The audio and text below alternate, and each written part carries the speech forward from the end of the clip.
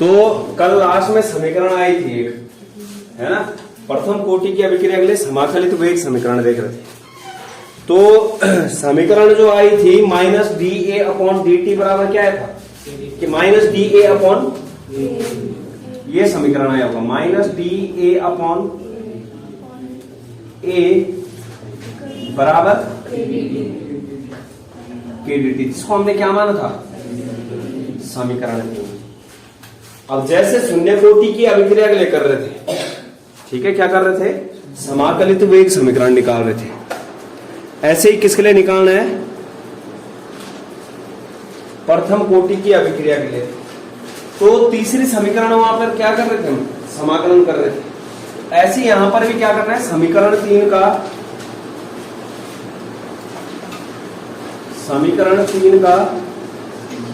समाकलन करने पर, तो यहां पर दो चीजें रखना ध्यान में, ठीक है। फॉर्मूले होते हैं हमारे पास, समाकलन का चिन्ह क्या बोला, ये बोला। अभी क्या है, डी ए अपॉन ए के रूप में, मतलब डी एक्स अपॉन एक्स के रूप में। तुम्हारा डी एक्स अपॉन क्या होता है, एक्स। इसी फॉर्म में तो एक्स का काम कौन कर रहा है यहाँ पर, ए, और बटे में भी क्या है, ए, डी आ गया। तो इसका जो सूत्र होता है बराबर होता है लॉग बेस ई एक्स। मतलब जब समाकलन करोगे डी एक्स अपॉन एक्स का, तो क्या आएगा, लॉग बेस ई एक्स। ये आधार में लिखा है, फुट में नीचे, इसको बराबर में मत लिखना, ई कहां लिखा है, बेस में लिखा है, फुट में नीचे। और दूसरा फॉर्मूला कौन सा लगेगा, डी के सापेक्ष। मतलब जहां पर मैंने क्या बोला था, समाकलन डी एक्स बराबर क्या होता है, एक्स प्लस आई, इंटीग्रेशन कांस्टेंट। तो ये दो फॉर्मूले याद रखने अपने पास। अब समाकलन करते हैं, यहां पे माइनस का नहीं करना है, माइनस क्या ले लिया बाहर, डी ए अपॉन क्या ए बराबर के क्या है, स्थिरांक, उसका भी नहीं करना है, किसका करना है, डी। फॉर्मूले वहां पर रखें, जैसे जो है समाकलन होता है डी एक्स अपॉन एक्स का क्या, लॉग बेस ई एक्स, या फिर इसको ऐसा भी लिख सकते हो L N X. L N होता है नेचुरल लॉग, एल एन का मतलब क्या होता है, नेचुरल लॉग होता है, ठीक है। तो अब यहां देखना, जैसे मैं डी ए अपॉन ए का करता हूं, जैसे वहां पर डी एक्स अपॉन एक्स का क्या है, लॉग बेस ई एक्स, ऐसे यहां पर क्या आ जाएगा, माइनस लॉग बेस ई, क्या आ जाएगा एक्स की जगह पे, ए, क्या आ जाएगा, ए बराबर, इससे डी टी का क्या हो जाएगा, टी। जैसे जो है डी एक्स की जगह क्या है, एक्स, ऐसी जो है डी टी का क्या हो जाएगा, टी।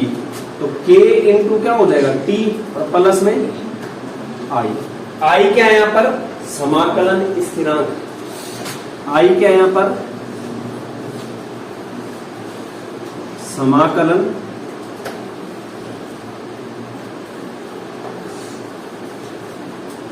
स्थिरांक, समाकलन स्थिरांक। सिर्फ चेंज क्या हुआ, यहां पर ये लॉग बेस ई ए आ गया, माइनस लॉग बेस ई ए, आई के है जहां पर समाकलन स्थिरांक।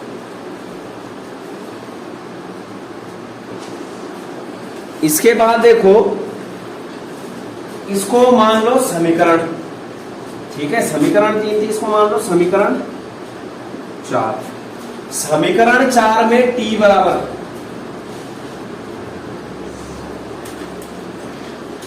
समीकरण 4 में t बराबर 0 समय पर, t बराबर 0 समय पर सांद्रता ऑफ A बराबर किसके हो जाएगा, क्या कर रहे थे पीछे, A नॉट। t बराबर 0 समय पर क्या हो रहा था, A नॉट हो गया इतना। इन दोनों मान को मतलब t बराबर यहाँ पर 0 रखना है और जो सांद्रता a है उसकी जगह पे क्या रखना है यहाँ पर a नॉट, बाकी सारा सेम एज इट इज निकाल देंगे। तो इन दोनों मान को कहाँ रखते हैं समीकरण 4 में। यहां पर क्या आएगा माइनस लॉग बेस e। अब इस सांद्रता a का मान क्या है यहाँ पर a नॉट, क्या रख देंगे a नॉट बराबर k गुणा के t का मान क्या है 0, तो k गुणा के 0 क्या हो जाएगा 0 और प्लस i समीकरण 4 में रखा हुआ है। किस में रखा समीकरण 4। अब यहां देखना समीकरण 4 में रख दिया है। अब इसको मैं सॉल्व करूंगा, k की गुणा 0 के साथ होगा क्या हो जाएगा 0, तो क्या हो जाएगा i बराबर या फिर minus log base e a not बराबर क्या हो जाएगा i, मतलब i का मान क्या आ गया माइनस लॉग a नॉट। इसको ऐसा लिख सकता हूं या i बराबर क्या minus log base e a, इस मान को i के इस मान को कहां रखना है समीकरण 4 में। i के इस मान को कहां रखना है समीकरण 4 में। तो समीकरण 4 में जैसे ही रखेंगे, इधर रखता हूं मैं, लिख लेना i का मान बराबर minus log base e a not समीकरण 4 में रखने पर, तो इस समीकरण में रखना क्या हो जाएगा माइनस लॉग बेस e सांद्रता a बराबर k t। अब यहां पर देखो प्लस है, i का मान यहां पर किस में है माइनस में, प्लस माइनस का क्या हो जाएगा माइनस, सीधे क्या लिखूंगा यहां पर minus log base e a। इतने तक किसी को दिक्कत बोलो। इसके बाद देखो आगे सॉल्व करते हैं, ये वाला हिस्सा लिख दिया।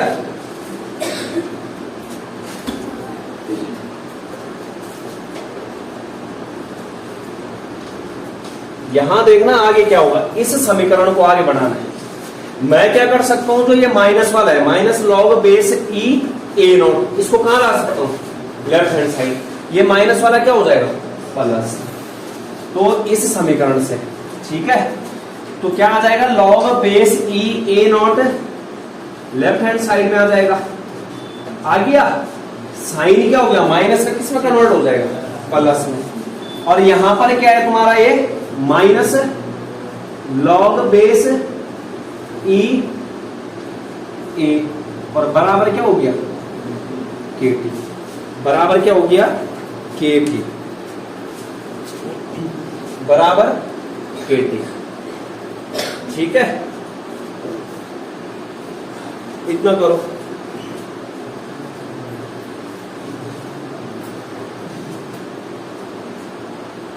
हो गया।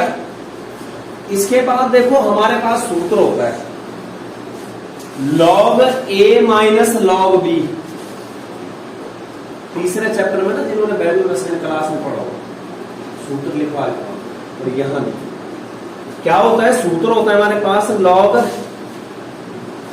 या x बोल लो या जो भी बोले, log a minus log b बराबर क्या होता है लॉग a अपॉन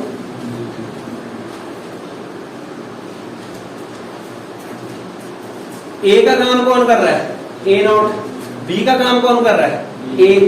अब जब इसको हम मतलब लॉग a ये है और b है, जब बराबर लिखूंगा तो log base e a not upon a, अरे ये क्या बन गया a, ये क्या बन गया b। फॉर्मूले में जैसे ही मैं सॉल्व करूंगा इसको तो क्या आ जाएगा लॉग बेस e और क्या हो जाएगा a नॉट अपॉन a, ये a आ गया और ये क्या आ गया b आ गया बटे, और बराबर k t, बराबर क्या आ जाएगा k t, k t हो गया इतना।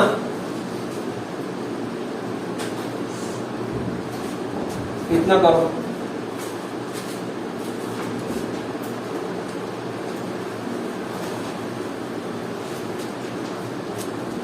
ये आगे। इसके बाद देखो हमारे पास फॉर्मूला होता है लॉग बेस ई बराबर, जैसे सपोज दैट लॉग बेस ई में x है, ये बराबर होगा 2.303 लॉग बेस 10 किसके, x। लॉग बेस ई x बराबर क्या हो जाएगा, x का काम कौन कर रहा है, ये पूरा कर रहा है। x का काम कौन कर रहा है, ये पूरा कर रहा है, ठीक है। x का काम कौन कर रहा है, ये पूरा। तो अब यहां पर देखो, यहां पर क्या हो जाएगा,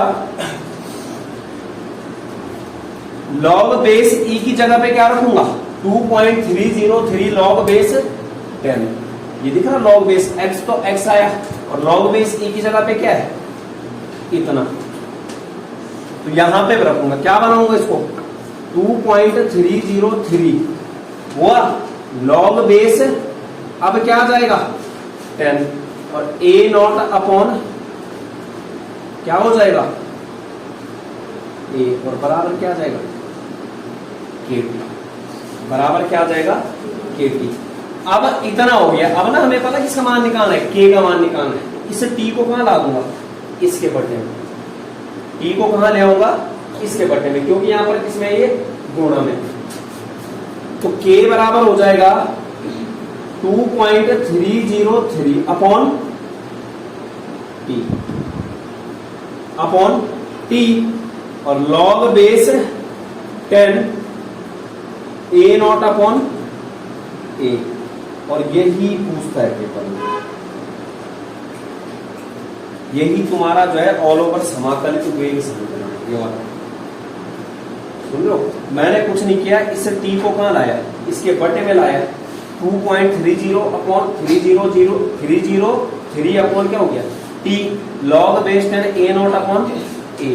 मतलब क्या होगा कि k बराबर होगा 2.303 अपॉन t लॉग बेस 10 प्रारंभिक सांद्रता बटे अंतिम सांद्रता। इसको क्या मान रहे थे, प्रारंभिक सांद्रता। इसको क्या मान रहे थे, अंतिम सांद्रता। ये आ गया। ये सीधे आता है कि दर्शाइए कि k बराबर 2.303 upon t log base 10 a not upon a होता है। तो प्रूव करने के लिए आता है, इस तरीके से करना है। इतने में किसी को दिक्कत, दोबारा बता दूंगा, अगर किसी को दिक्कत लग रही है पूछ लो। इतना नोट करने के बाद देखो, इसके बाद आता है एक एक्सपोनेंशियल रूप आता है इसका, ठीक है। उसको भी पूछता है, जैसे एक समीकरण ऐसे लिखी आएगी कि दर्शाइए कि ऐसा होता है, और एक दूसरा आएगा, उसको प्रूव करते हैं।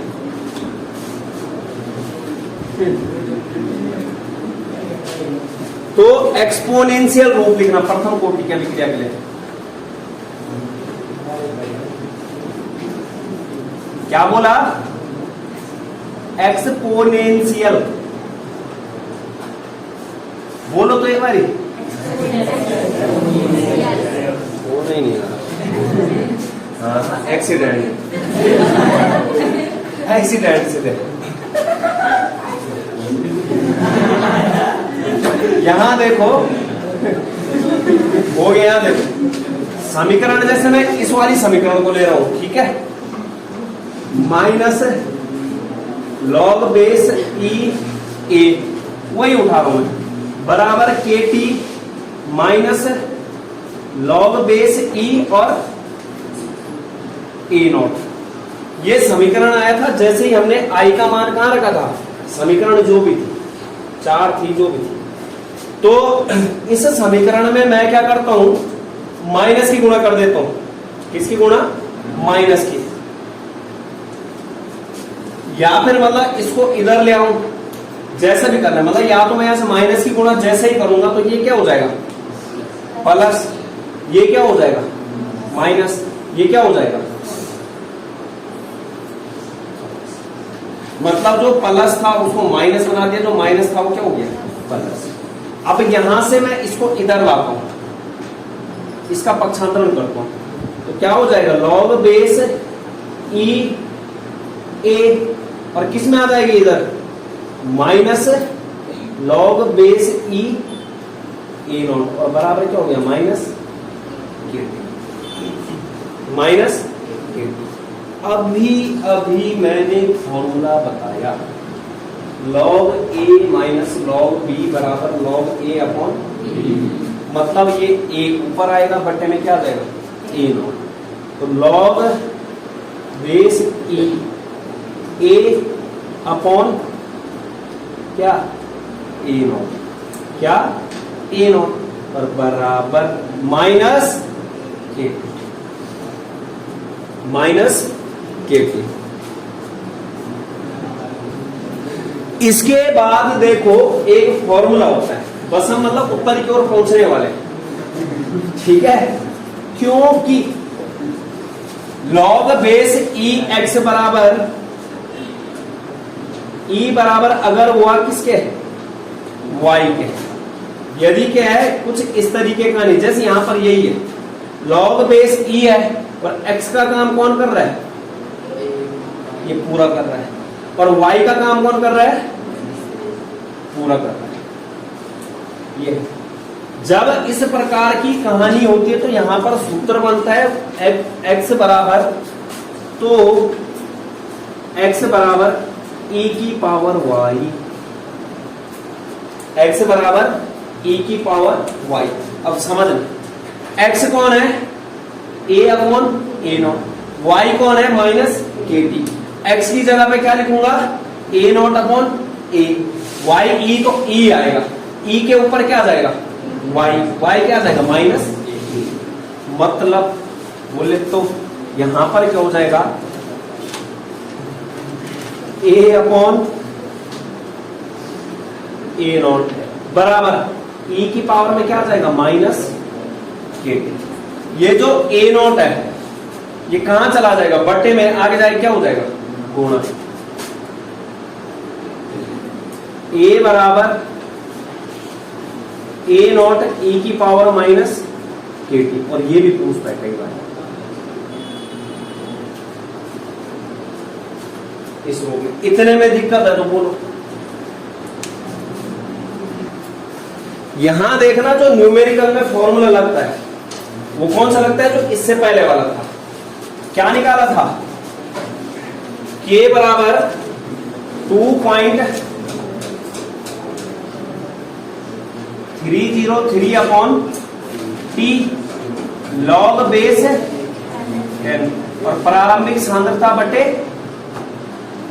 क्या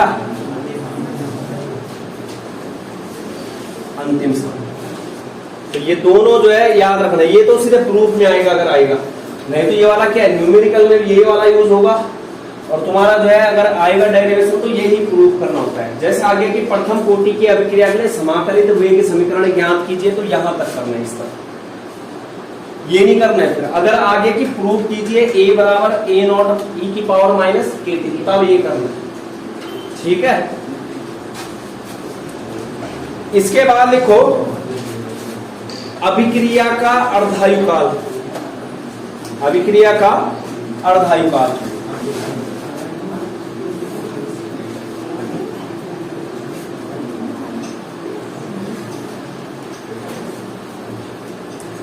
बहुत आसान है, ठीक है। अभिक्रिया का अर्धायुकाल, half life of a reaction,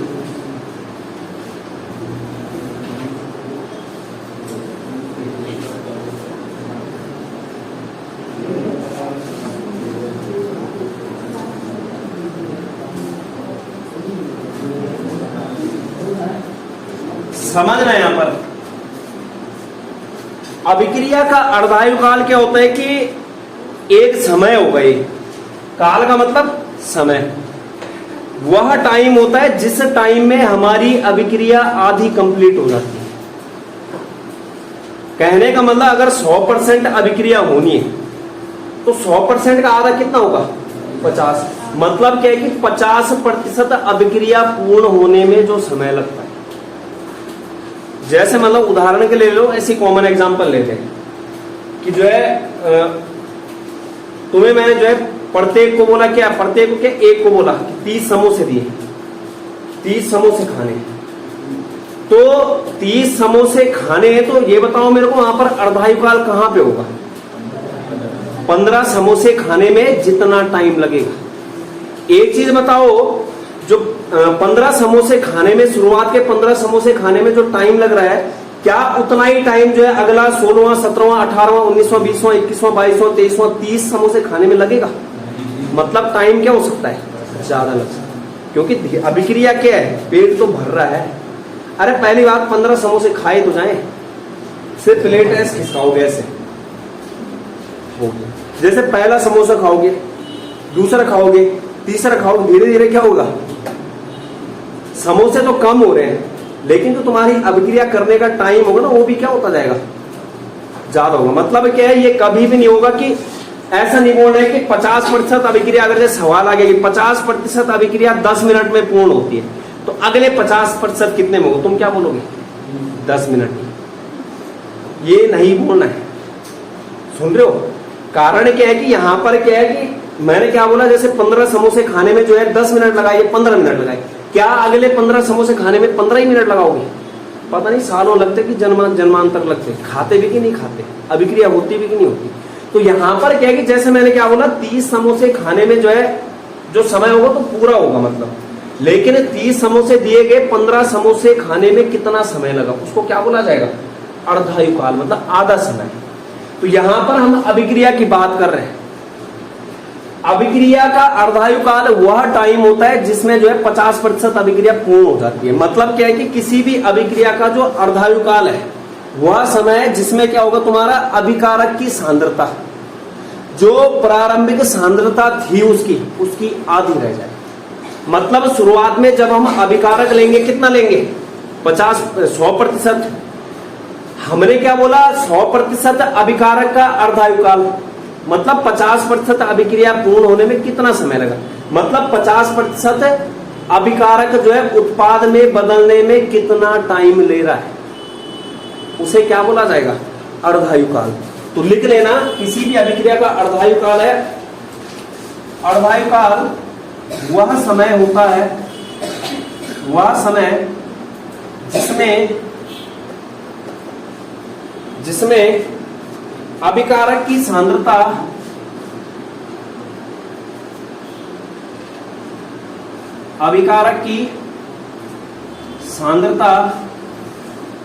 उसकी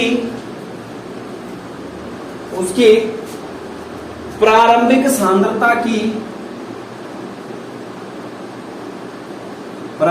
सांद्रता की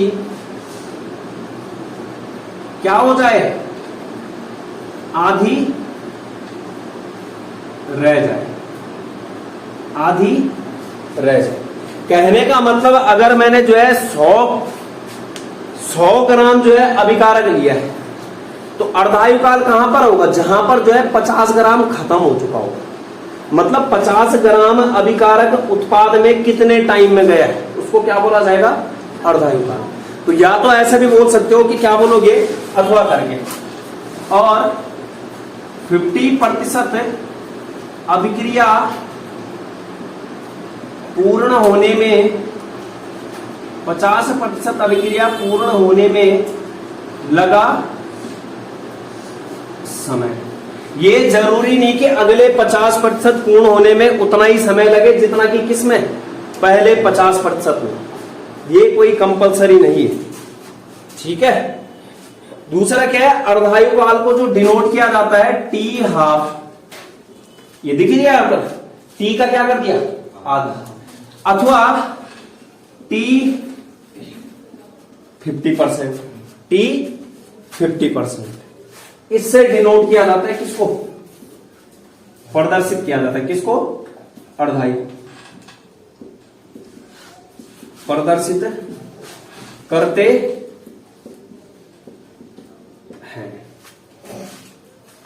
करो इसको नोट डाउन।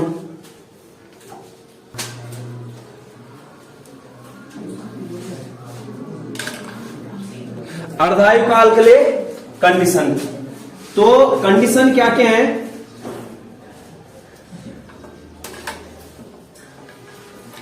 कंडीशंस ये है कि पहली कंडीशन क्या है कि जो हमारा समाकलित वेग समीकरण आया वो चाहे शून्य कोटि की अभिक्रिया हो चाहे प्रथम कोटि की अभिक्रिया हो। समाकलित वेग समीकरण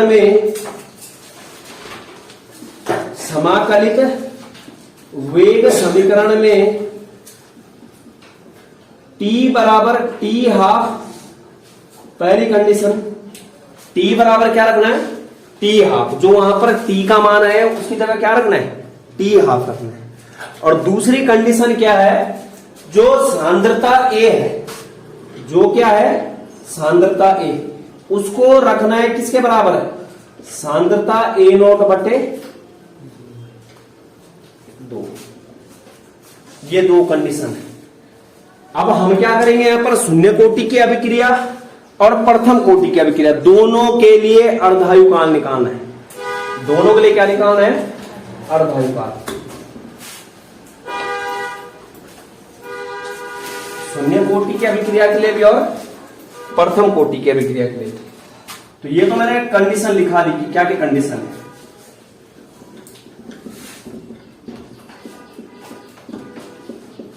ठीक है, दो कंडीशन।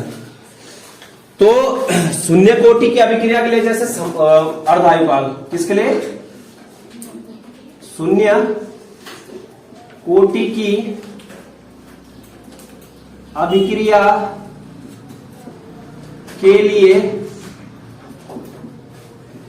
क्या, टी हाफ अर्ध आयु काल।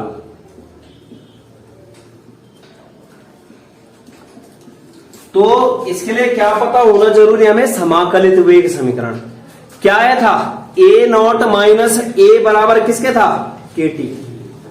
A0 माइनस ए बराबर KT, मतलब प्रारंभिक सांद्रता माइनस अंतिम सांद्रता बराबर था किसके, KT। अगर हमने ऑल ओवर K का मान निकाला वहां पर, तो यहां पर लिखना है शून्य कोटि की, क्योंकि शून्य कोटि की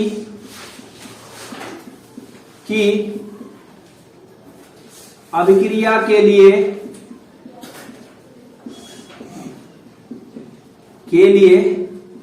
समाकलित वेग समीकरण क्या आया था, KT बराबर A0 माइनस ए। अब हमारे पास अर्धायुकाल की कंडीशन दे रखी है, क्योंकि हमें अर्धायुकाल निकालना है शून्य कोटि की अभिक्रिया के लिए। तो मैं समाकलित वेग समीकरण में क्या कर दूंगा, जो T का मान है उसको T हाफ कर दूंगा, और जो सांद्रता A का मान है उसको किसके बराबर रख दूंगा, A0 अपॉन 2। इन दोनों मानों को कहां रखना है, इसमें। तो क्योंकि T बराबर T हाफ और A बराबर A0 बाई 2, ये किसके लिए है, अर्धायुकाल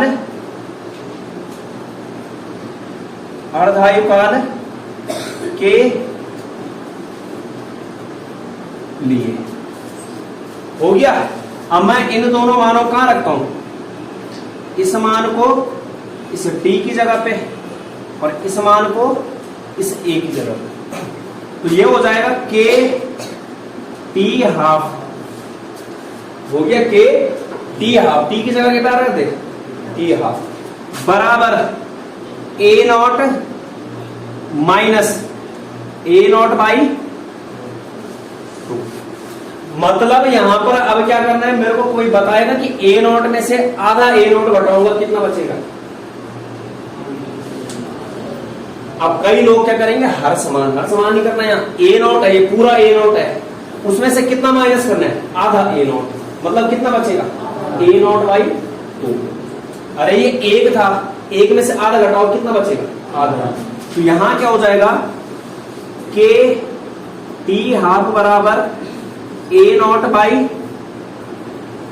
2, A0 बाई 2 किसके बराबर हो जाएगा, A0 बाई 2 के।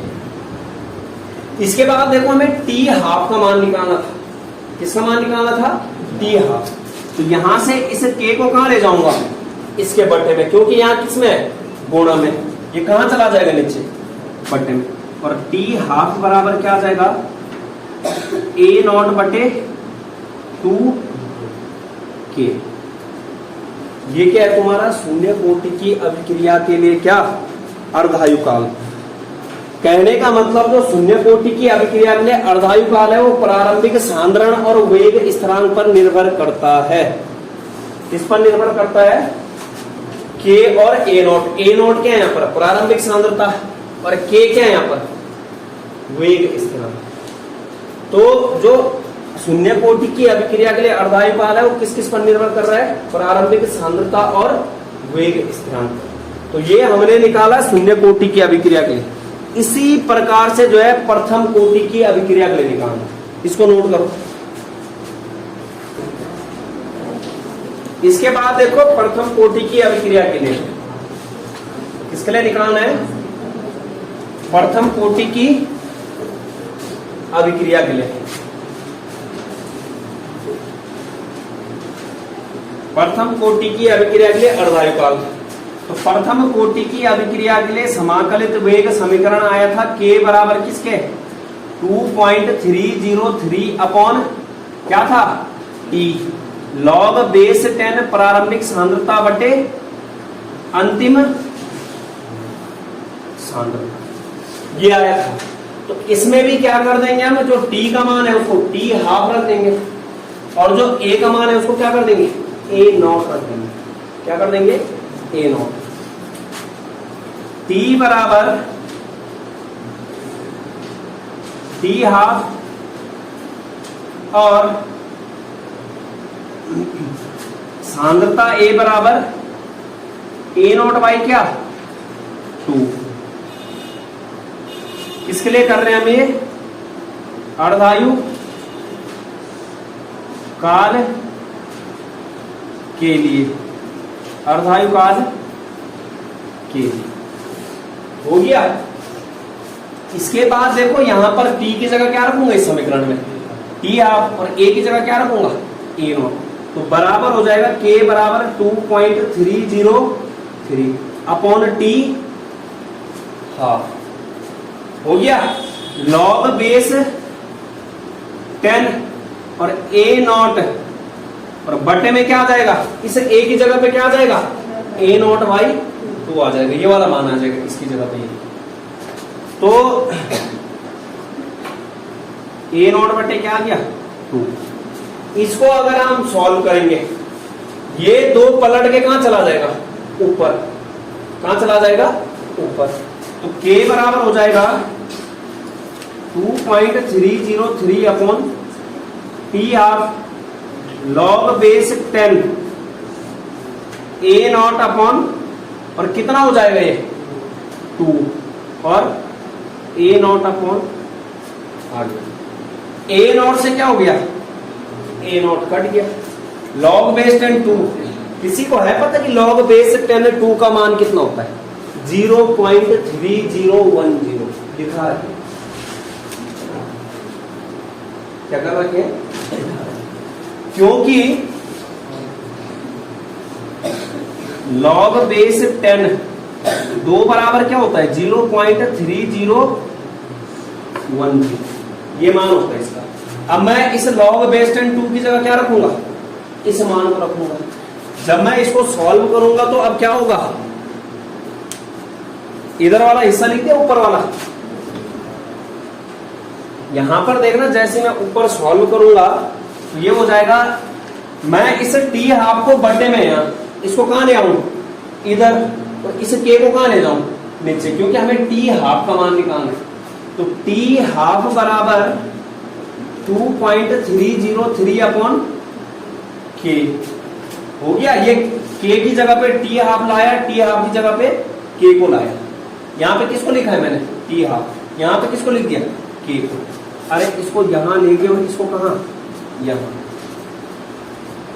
लॉग बेस 10 2 का मान कितना बोल रहा हूं, 0.3010।